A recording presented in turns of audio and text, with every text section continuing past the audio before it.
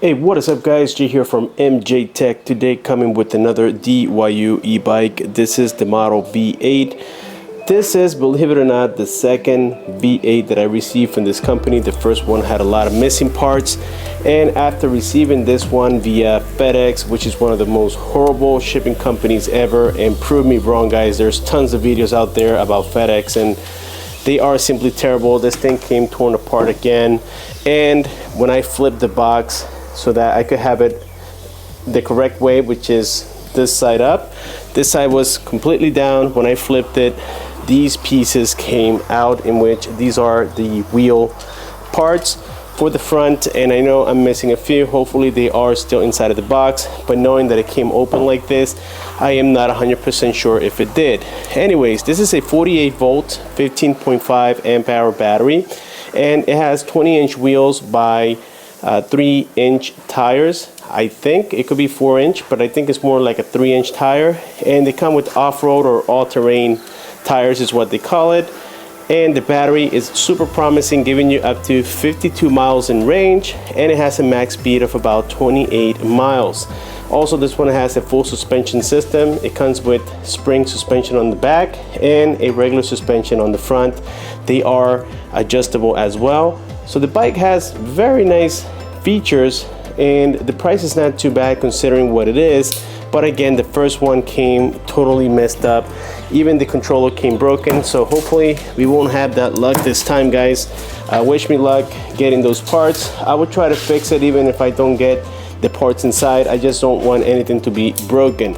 So let's go ahead and take a look here inside of the box, and we can see already the foam material. Okay, this is typical. They try to protect it. They said that on this second version that they were trying their best to protect it the best way possible from any damage. So anyways, here we have a little box in which I assume that, as typical, it comes with the pedals and some other accessories, including the charger. And yep, that's exactly what we have here. We also get some wrenches to put stuff together. We get the keys as well, and the manuals. So the manuals will give you a lot of detailed information. By the way, this bike is about 88 pounds. It's quite heavy.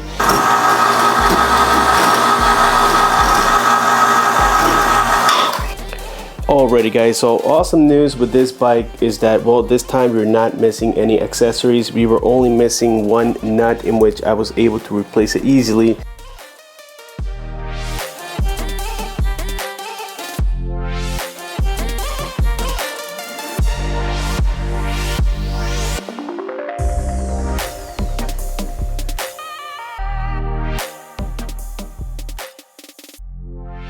Now it is time here to install the front tire. For this, you're gonna need the hardware that came included. The bigger spacer goes towards the left side when you are looking at it from the front. This is the rotor side. On the rotor side, you will have a washer. Then you're gonna have the tiny spacer and a washer again. Okay, and now basically all we have to do is insert this through here. Quite easy guys, just have patience, and then don't forget that your rotor has to go in between those pads. The pads did have a divider on them, which is down on the floor. I don't know if you guys can see that, but they did have a divider, so make sure that you remove that divider, and that prevents the brake pads from coming together. Make sure that you spin it and that it moves freely. Our next step is to get the pedals installed. Keep in mind that you have one that is labeled R for right, and then you have one that is labeled L for left. Now this is the left side, and the left does have a counterclockwise thread, so make sure that you thread it towards the left and not as typical, which is towards the right. Then grab a 15mm wrench, in which came included, and tighten up the pedal, and soon we're going to be doing the opposite side. In case you guys haven't noticed, this is a pretty huge front sprocket that we have for the pedal crank. This is a 52T. That's one of the biggest that I've seen in quite a while for an e-bike. Now we have the steering wheel to take care of. For this, you just remove these number 5 Allen bolts from this stem bracket, and that'll give you access to install the handlebar. At this point, once you have at least 2 screws inserted on there, it is a great opportunity to go ahead and check and see if that's the type of position that you want it in. And if not, you can always adjust it. And once you found it, then you can go ahead and tighten the bolts to specifications.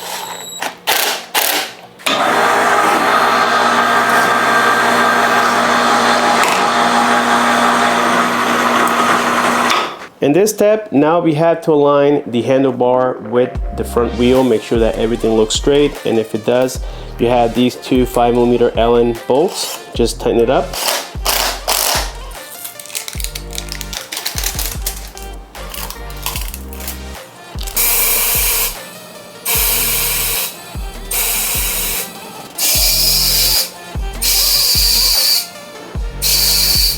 Also, we have a key for the battery. So if you move it counterclockwise, that unlocks the battery, and clockwise, that locks the battery in place. The whole thing comes right off, and you can do this to charge it, service it, whatever the case may be, or even dispose it. Then that's when you most likely be using this key. As I mentioned earlier, on the front we have a single speed crank, which is a 52T. That's quite big. And then on the rear is where we have that 7-speed Shimano system with the derailleur, and it comes already calibrated from factory. You don't have to worry about calibrating it or fixing it. It comes already like this out of the factory, which is a nice touch. And lastly, to turn it on, all you have to do is press here on the power key, and you will be prompted here with the mode in which you have it on. If you click on the mode button here, it tells you what speed you're on. So this is economy, this is drive, and this is sports mode. And I did change it from kilometers to miles, and to change that to kilometers, all you have to do is press on the menu and the power key, and that'll change it now into kilometers. But of course, that's not what I want. I want it in miles, so I'll go ahead and press and hold it again. Now to turn on the light, all you have to do is press on the power button once, and now we have it here where the headlights is turned on, and I can tell it's quite bright because it does make a difference when I turn it on, and it is very bright in here, so that's cool. And of course we have a horn. Now with this display, we don't have a whole bunch of things that we can customize, with the exception of the miles and kilometers. And this bike already goes quite fast, which is about 28 miles an hour. We're going to be testing that here shortly. But before that, let's go ahead and take a look at the lights. It comes with a tail light as well, which is great.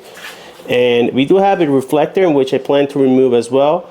But that's the tail light. And on this side, that's the headlight. Again, quite bright. The bike seems promising. Let's go to the park, test it out, and see what this is all about. 24 hours later. With the DYU V8, something you can't do is adjust the seat, so you have to get used to that. I would say if you are shorter than 5'5", it's going to be too big for you, and if you are taller than 6 foot, then it'll be too small for you guys. So I am 5'10", and I can pedal just fine. So as we know, it comes with a 7-speed Shimano system. And here we are starting by doing a little bit of off-roading. So we have it on sports mode. As I said before, we have 3 different driving modes. Let's go ahead and change it here to economy, and let's see how fast it takes us. Now, the cool part about this bike is the fact that the speedometer comes perfectly calibrated. I never seen an e-bike with a perfectly calibrated speedometer. So economy takes you up to 16 miles an hour, as we can observe, 15, 16, just about. Yep, it is specifically 15. So now let's try the second mode. This is drive mode, and I'm assuming it'll take you like up to 21. This is throttle only. All right, I am not pedaling. So right there, it took me to, I said 21, and it is about 21, 22 miles an hour. And then sports mode, which is the last one, that one unleashes everything. And I did 27 miles an hour. Now we're going slightly downhill. Let's see how fast we can get it to. So we're doing 28, 29, that's the max. That was going downhill. But 28 is about right, and that's what they claim. So we did a little bit of uphill and it went down to 27, 26. And now this is 100% flat right here, guys. So this is what you're gonna get.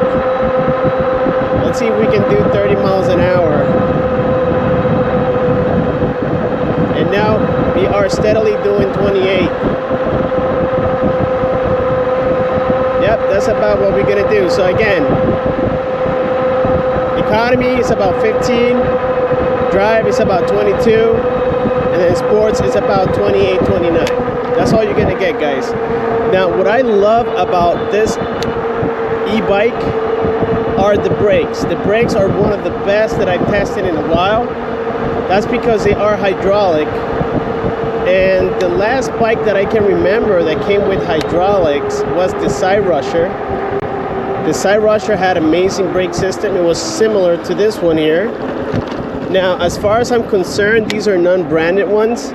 But man, the stopping power on this thing is crazy, guys. I'm telling you that if you're not careful, you will do a 360 front flip guaranteed. That's how sensitive these brakes are.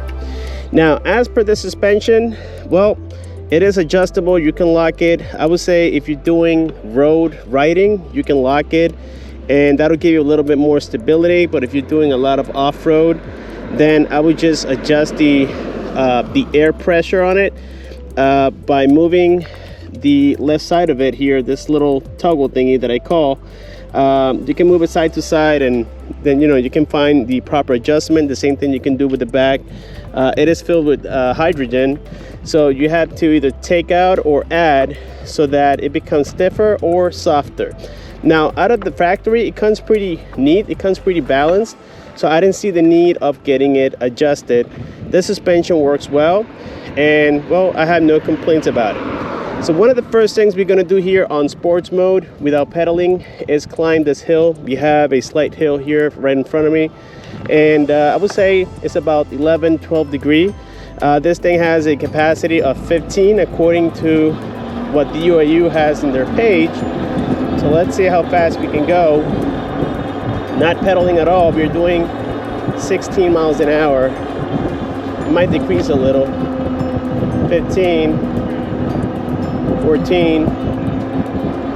So we made it at 14 miles an hour in the steepest side, guys. That's quite impressive. This is the next hill climb, and as you can tell, this one is a lot steeper, and it is suffering. We can see it right here on the speedometer at 12 miles an hour, which again is not bad at all.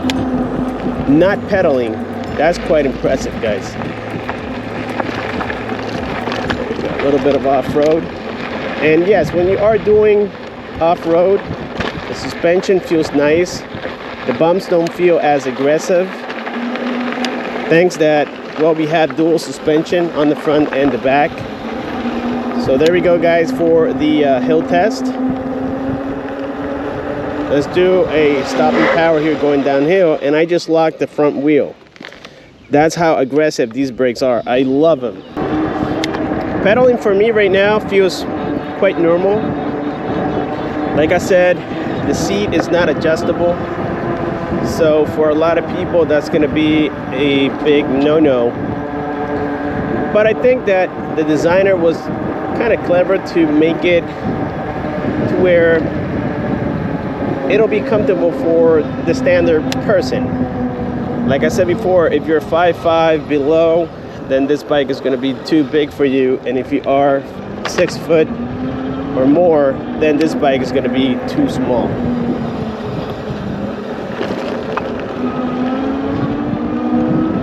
Personally, I am 5'10", and I can pedal just fine, even without any power to the motors. Now the only thing I've noticed, and this is I guess quite common on most e-bikes nowadays, is that when you pedal, it takes a second or so before the engine kicks in. So right now I'm pedaling, and that took about, I would say, 5-6 seconds before the motor kicks in.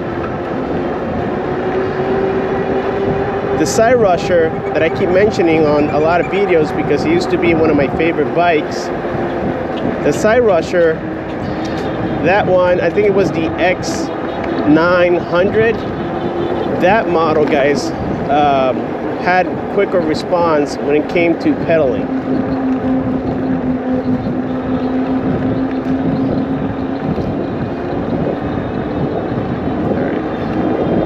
Let's see if we can do a little bit of off-road here.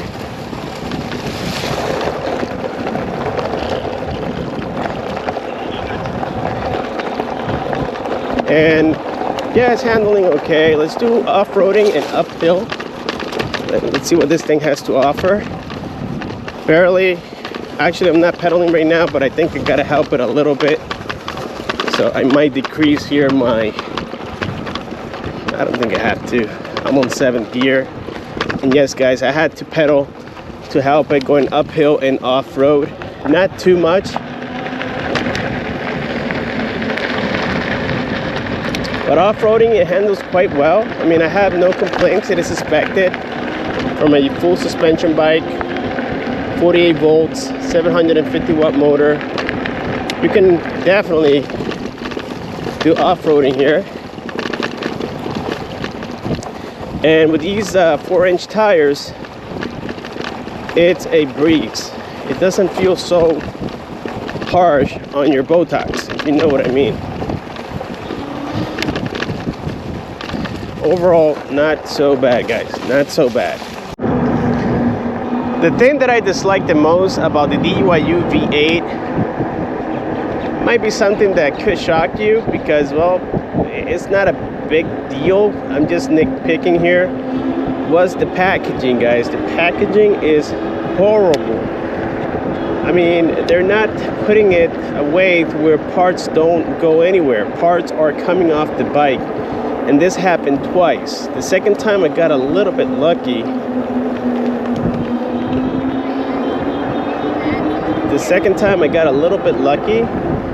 With, you know, the parts not coming out of the box, even though the box came open.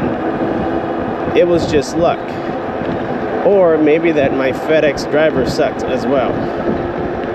So besides that, the bike is pretty nice. And also the seat, I wish it was adjustable, or that at least it had a little bit more padding. This seat is about 6-inch wide, and me being 225 pounds, you know, I don't have the smallest butt out there. And after a while, now that I've ridden it for about 8 miles at this park non-stop, it is a little bit harsh on you. Well, it has been now several miles. I will have to guess about 9 miles plus the 6. That's a total of 15 miles, and we do have 4 bars out of 5. Unless I give it throttle, then it goes down to 3, but let's say it has about 80%. Total, I think that it'll give you about 30-35 miles. It's not going to give you 52 miles unless you are pedaling. Then you might get close to that. But just to be on the safe side, I would just rely on about 30-35 miles. Not all the time you're going to pedal, guys. You will get tired at times. But hey, for what it is, it's quite impressive. Well guys, that is it for today's unboxing, assembly, and review of the DYU V8. Pretty cool little bike that could be packed a little bit better so that parts don't come loose and they get lost as well. Besides that, it is quite complete. The seat is not adjustable, but for me it worked well. Like the suspension on the rear. I really like the design.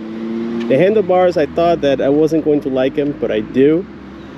The front suspension, even though I adjusted it, to me, at some points it was a little bit too soft, so I had to go a little bit more aggressive on it. Like I said, guys, it is a nice bike overall. It comes with tail lights, headlights as well. The seat is about 6-inch wide, so if you have a big butt, it might hurt after a while, but it is what it is. If you really like this bike, then that's all you're going to get. But it's not terrible, guys, don't take me wrong. It is not terrible. I've had worse bikes, but they were replaceable. With this being said, let me know what you think down below. Don't forget to hit that like button, subscribe, comment, and share. Click on the bell icon so that you don't miss future videos like this. And I'll see you on my next one.